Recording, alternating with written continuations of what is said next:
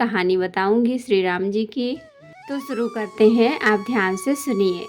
चित्रकूट के पशु पक्षी, बेल वृक्ष, तृण, अंकुर आदि सभी जातियां पुण्य की राशि हैं और धन्य हैं। देवता दिन रात ऐसा कहते हैं। आँखों वाले जीव श्री रामचंद्र जी को देखकर जन्म का फल पाकर शोक रहित हो जाते हैं। अचर, पर्वत, वृक्ष, भूमि, नदी आदि भगवान के चरण रज का स्पर्श पाकर सुखी होते हैं। यो सभी परम पद मोक्ष के अधिकारी हो जाते हैं।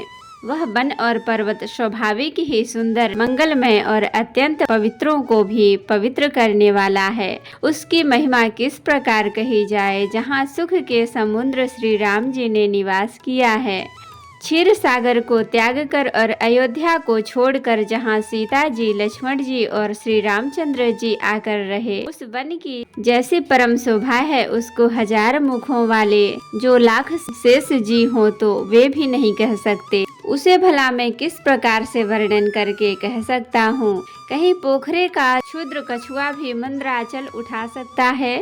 लक्ष्मण जी मन, वचन और कर्म से श्री रामचंद्र जी की सेवा करते हैं।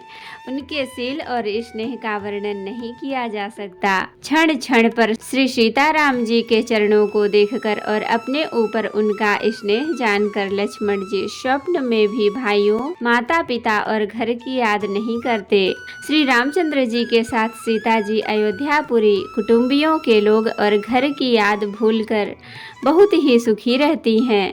क्षण क्षण पर पति श्री रामचंद्र जी के चंद्रमा के समान मुख को देखकर वे वैसे ही परम प्रसन्न रहती हैं जैसे चकोर कुमारी चकोरी चंद्रमा को देखकर।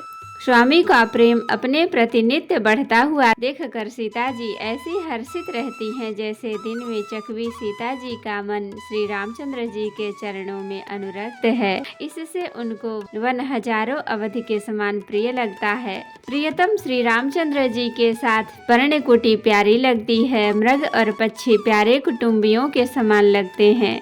मुनियों की स्त्रियां सास के समान, श्रेष्ठ मुनि ससुर के समान और कंद मूल फलों का आहार उनको अमृत के समान लगता है।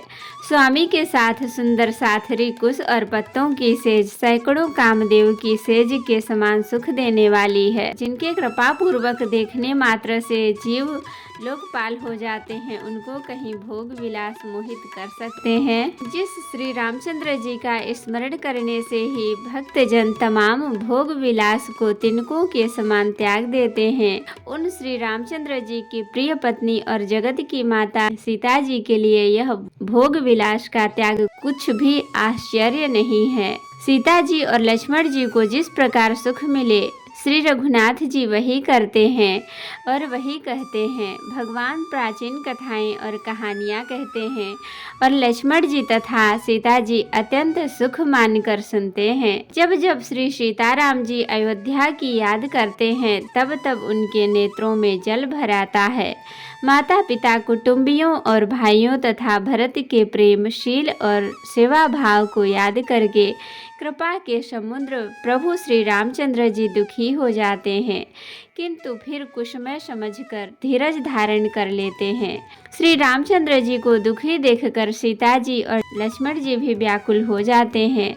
जैसे किसी मनुष्य की परछाई उस मनुष्य के समान ही चेष्टा करती है। तब धीर, कृपालु और भक्तों के हृदय को शीतल करने के लिए चंदन रूप रघुकुल को आनंदित करने वाले श्री रामचंद्र जी प्यारी पत्नी और भाई लक्ष्मण की दशा देखकर कुछ पवित्र कथाएं कहने लगते हैं, जिन्हें सुनकर लक्ष्मण जी और सीता जी सुख प्राप्त करते हैं। तो भक्तों, आज के लिए इतना ही। तो श्री राम जी की कहानी अगर आपको अच्छी लगी हो तो लाइक करें, शेयर करें, कमेंट करें और सब्सक्राइब भी कर लें, ताकि मेरी हर वीडियो आपको आसानी से मिल सके।